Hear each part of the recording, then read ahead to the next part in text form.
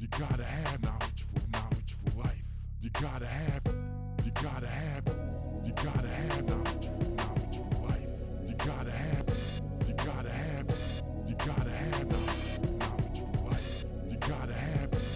African American heritage, but always when we talk about our history, we have to start with Africa, because Africa is the home of humanity.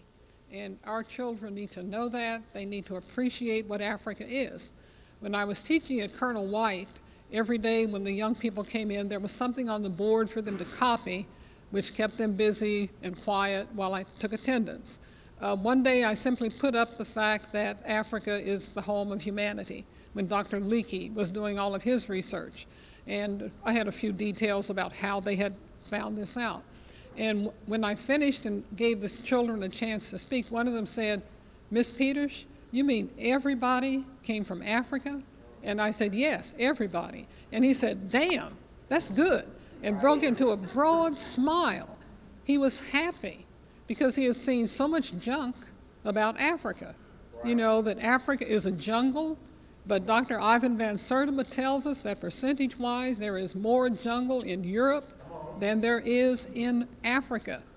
They need to know that they are the descendants of the people who built the pyramids, that Egypt is in Africa, even though you have assorted people who would like to pretend that it is not. It was Africans who built the Great Pyramid, which is the only one of the 7 wonders of the ancient world that is still standing. And you have engineers today who still cannot figure out how those Africans were able to move those stones, many of them weighing more than a ton, to build the Great Pyramid. So I don't let my children tell me I can't do math, all right? Our people built the pyramids. Today I was out at Trotwood Madison speaking with the students in a science class. Asked them how many want to be doctors, raise their hand. I said, how many know the Hippocratic Oath? And a couple knew that that was a Greek doctor. And I said, did you know that almost everything that's in the Greek text was copied from the ancient Egyptian text, because they were doing surgery when there was no such place as Greece or Europe. So our children need to know that that's who we are descended from. And from Africa, of course, we come to America. We don't start in 1492 when Columbus got here and didn't know where he was. We mentioned the fact that when Columbus got here, there were already black people here. They had sailed here from West Africa, so we were here. All you have to do is look at those giant heads down in Mexico with the African features, because we don't want our children to equate the word African with slave. It's essential that they know that every country at one point was enslaved. The whole Roman Empire, the Greek Empire, those were built on slavery, so we need to get rid of that image.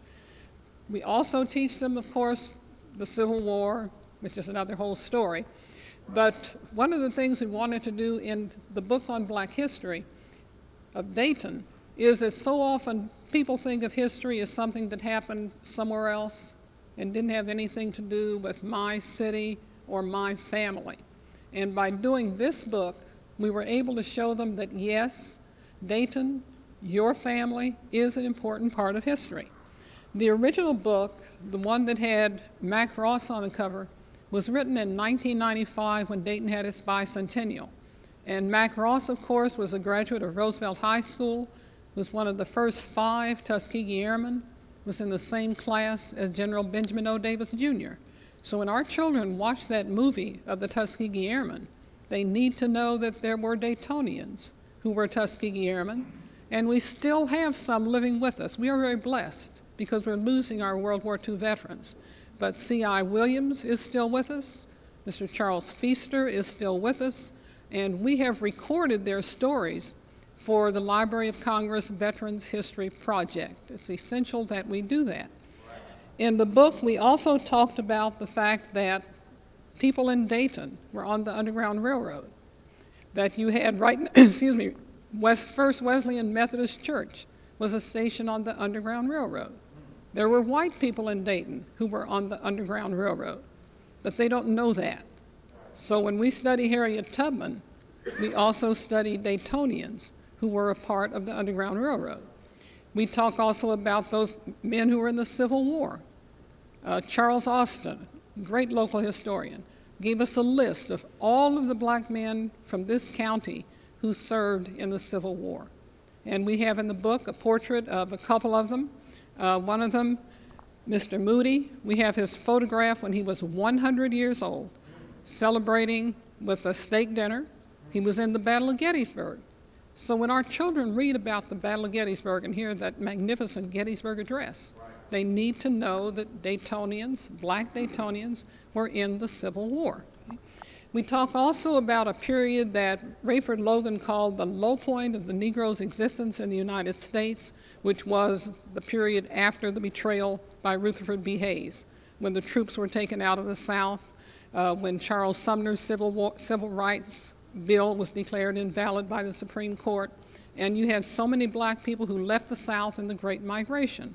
This couple here, this was Joseph and Lucille Shaw, who came to Dayton from South Carolina, who began Shaw Cleaners. Shaw Cleaners is still with us today.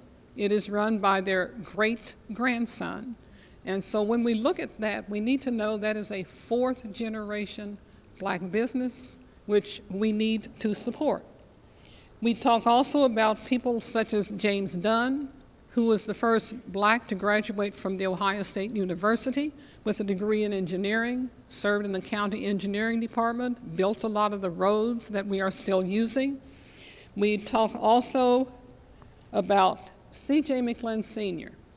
C.J. McLennan Sr. was the one, of course, who taught many black people how to vote because they had not been allowed to do that in the South. And he built up political power in Dayton. He also was concerned about the fact that many young black people could not get jobs on the West Side because the stores were owned by whites. So he started what was called the West Side Movement to make them hire young black people. Because of that, his home was bombed in a vain attempt to get him to stop what he was doing. But we want people to know that he did that. When I was doing the book, I found a black newspaper, the Dayton Forum, that had a list of the young people who had worked with C.J. McLennan Sr.